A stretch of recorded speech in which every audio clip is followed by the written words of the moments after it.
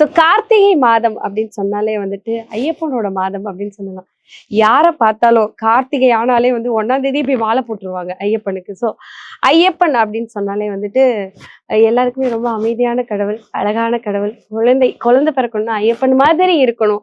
ஒரு ஆம்பளை பையன் வீட்டுல இருந்து என்ன சொல்லுவாங்க, ஐயோ ஐயப்பன் மாதிரியே இருக்கான் அப்படிங்கிற மாதிரியான விஷயங்கள்லாம் சொல்லுவாங்க. ஸோ ஐயப்பனை பத்தி ஏதாவது சொல்லுங்களேன். ஆக்சுவலா இப்ப நீங்க சொன்ன விஷயம் வந்து ரொம்ப ரொம்ப வந்து உண்மைதான். பிகாஸ் நான் வந்து 8 இயர்ஸ் கழிச்சு தான் வந்து பொறந்தேன்.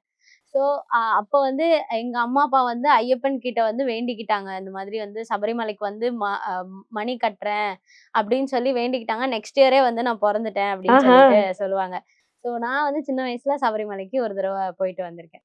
போயிட்டு வந்திருக்கீங்க. ஆமா. Okay okay. எந்த வயசுல போனீங்க? நான் ஒரு 4th ஸ்டாண்டர்ட் அப்படி இருக்கும்போது ரொம்ப சின்ன வயசு. பட் எனக்கு ரொம்ப வேகா தான் வந்து ஞாபகம் இருக்கு. ஐயப்பன்னா அப்ப ரொம்ப பிடிக்கும். ஆமா. ஸோ ஐயப்பன் அப்படின்னு நினைச்சா என்ன தோணும் உங்களுக்கு?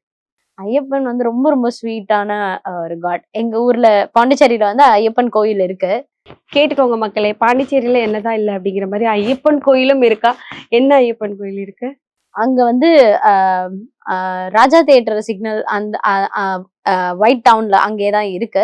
சோ வந்து ஐயப்ப பூஜை பக்கத்துல இருக்கும் மேம் அந்த பில்டிங். சோ அதுக்கு அங்க வந்து பூஜை கார்த்திகை மாசம் ரொம்ப சிறப்பா நடக்கும். நவராத்திரியுமே வந்து ரொம்ப சிறப்பா நடக்கும்.